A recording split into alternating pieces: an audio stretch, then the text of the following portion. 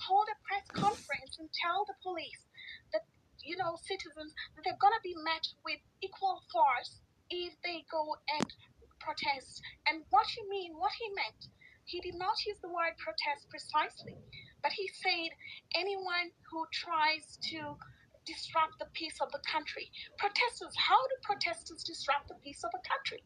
Why do you load the police when people are killed? Why are police shooting at civilians on their balconies? Why are people fleeing Kenya so that they may have peace? Why are they being abducted? You might say that the police body is independent, but this is not a democracy. It is not functioning like a democracy, but a dictatorship, Mr. William Ruto. Because the way the police are handling the situation is not fit for a democracy. And you cannot deny that you're behind that. Because you can, even though you say they're independent, you have the power to stop the killings. But instead you go, after all the killings, you go hold a press conference and laud them. Sincerely, we saw Mandamano last year, how you dealt with the citizens. Same scenario this year. When is that going to stop? What kind of a democracy is this? Can you define what a democracy is, Mr. William Ruto? I think you grew up in a very authoritarian family that you expect people just to dance to your tune. In a democracy, the right to picket and to protest is guaranteed in the Constitution.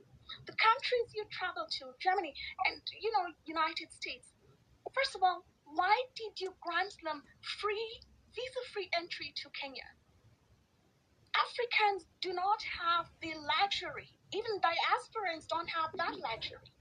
The way diasporans are being treated at the airport, these bills. Now, what you did when you granted Europeans visa-free entry to the country is giving them the right to disrespect Kenyan citizens abroad.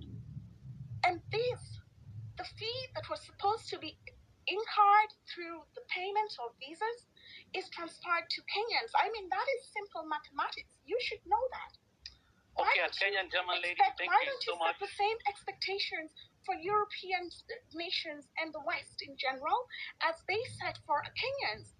Okay. Why do you sit with them all the time and then the conditions worsen for Kenyans? Okay, if you can hear me, Kenyan German lady, let's give it. We said we'll limit this to 2 minutes so that we give everybody I'm sorry. chance to. No worries, no worries. You're at liberty, of course, to ask your question, Mr. President. Thank you very much. Let me help. Let me say this to my sister. The right to picket, the right, and I said it in my statement, is enshrined in the Constitution.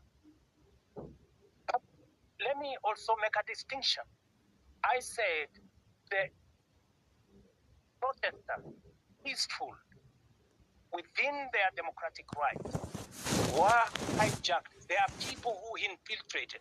And I am very sure that the people who banned the office of the Chief Justice, the people who banned Parliament, are not the peaceful protesters.